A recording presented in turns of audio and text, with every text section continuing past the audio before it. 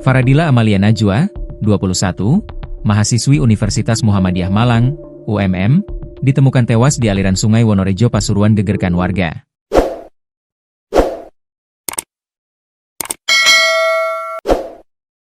Terduga pelaku pembunuhan diketahui Bribka As yang merupakan kakak ipar dari korban.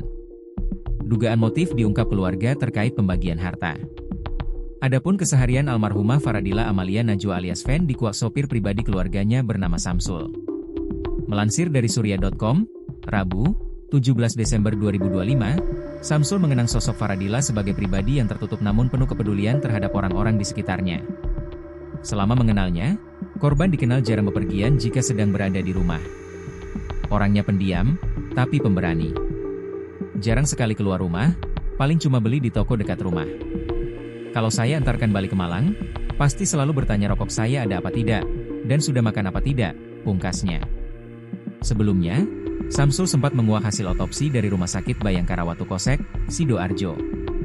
Samsul mengungkapkan bahwa dari pemeriksaan medis ditemukan sejumlah tanda yang mengarah pada dugaan tindak kekerasan.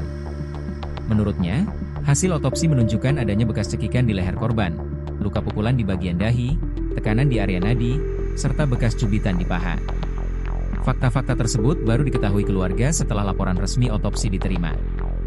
Saya biasanya yang jemput dia, korban, kalau mau pulang ke Probolinggo dan yang ngantarkan juga kalau mau balik.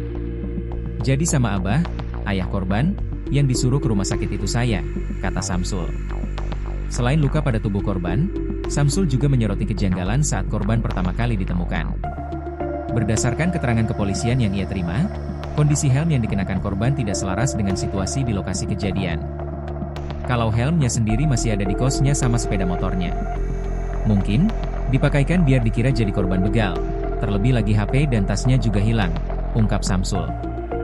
Ia menjelaskan, ketika helm tersebut dibuka, rambut dan pipi korban ditemukan dalam kondisi berlumuran lumpur, sementara helm terlihat bersih seperti baru.